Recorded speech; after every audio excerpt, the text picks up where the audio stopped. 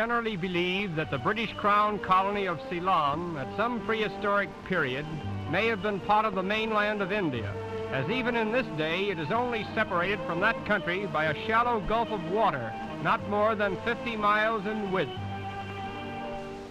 During our visit in this tropical paradise, we were most impressed by the interesting story of the coconut palm, which grows in picturesque profusion all over the island and exercises a remarkable influence on the life, manners, and customs of the native people. The coconut palm grows most abundantly along the sandy shores of tropical streams, where it reaches its graceful arms out over the water and drops its seed upon the tides, which carry it to other lands, where it propagates itself and ultimately bestows its gifts upon the native people. And its gifts are many. The ripe nuts supply a large portion of the food consumed by the natives, and the milky juice formed within them provides a refreshing and wholesome drink.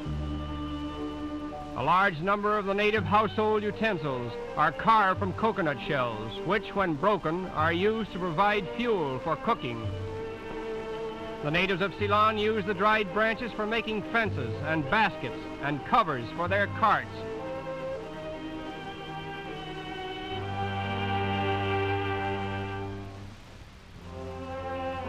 The natives of Ceylon build their houses from the latch to the door with materials from the inexhaustible coconut palm. Once every year, the roofs are thatched in this manner.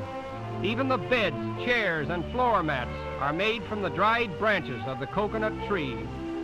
It requires about 5 years for a healthy tree to grow into its fruit-bearing age, and then for about 60 consecutive years, it produces as many as 5 crops, or approximately 80 coconuts a year. The coconut palms are most picturesque when their tall, smooth stems incline gracefully over some native rudely thatched home, a picture which is constantly repeating itself in Ceylon.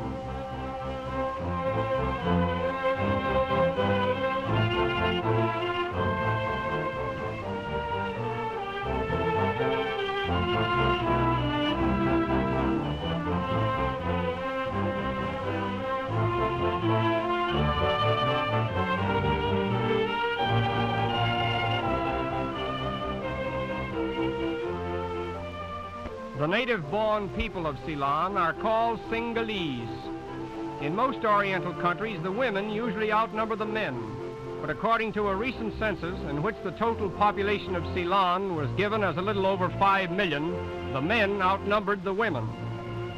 It is generally admitted that the women of Ceylon are more exalted and freer than the women of India, from whom they are said to have descended. Although native girls are married at an early age, child marriages are not practiced in Ceylon. In place of a ring as a symbol of marriage, a golden ornament is hung around the neck of the bride. From the cradle to old age, the Sinhalese are inclined to adorn their bodies with ornaments.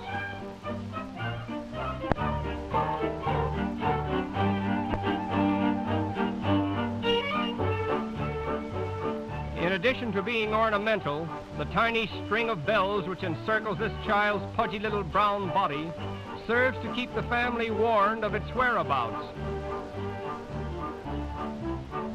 In a few more years, this little fellow will forget his shyness and join in with the merry groups of youngsters who assemble in the shade of the coconut groves and play to their heart's content. The small boys of Ceylon usually run about as naked as the day they were born, but this particular group is all dressed up for visitors.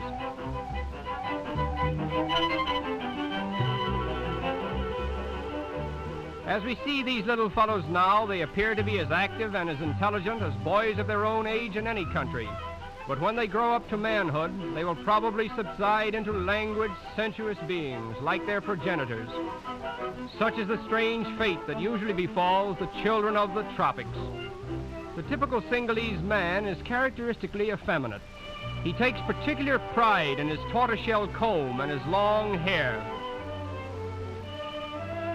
This long hair often makes it difficult to distinguish the average Sinhalese man from the opposite sex.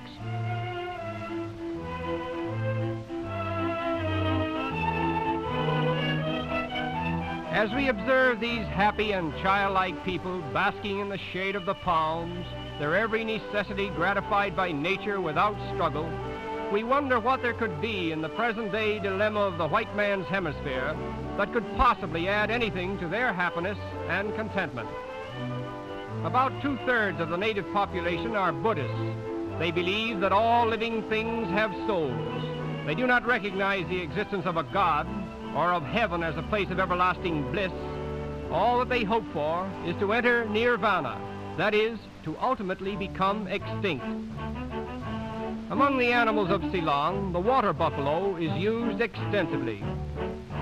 An odd fact about this animal is that because of its thick hide, it cannot perspire. Consequently, at frequent intervals during the heat of the day, it is given a refreshing bath. After its bath, the business of the day continues.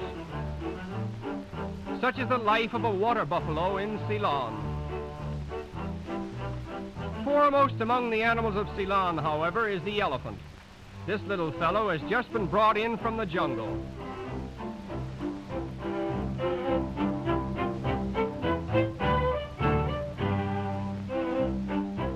When a baby elephant is captured and taken from its mother, it at first refuses food, but after a few days it will drink milk.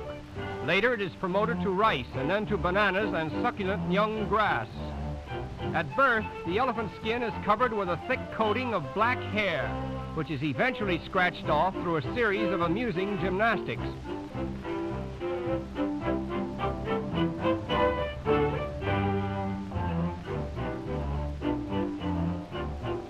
Maturity comes to the female at the age of 15 years and to the male at 20 years. A baby elephant is usually placed in the care of a native boy, who soon teaches him most of what an elephant needs to know to be of service to his master.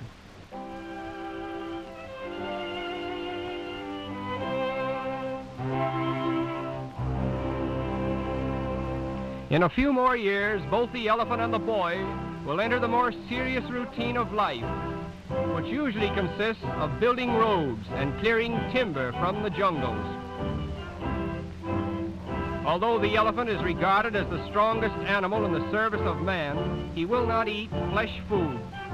His daily fare consists of about 90 pounds of green fodder and grain.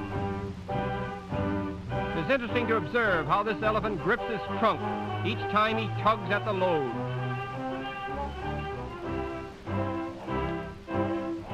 The secret of the elephant's strength is in his massive skull, which forms a base from which to manipulate his muscular trunk.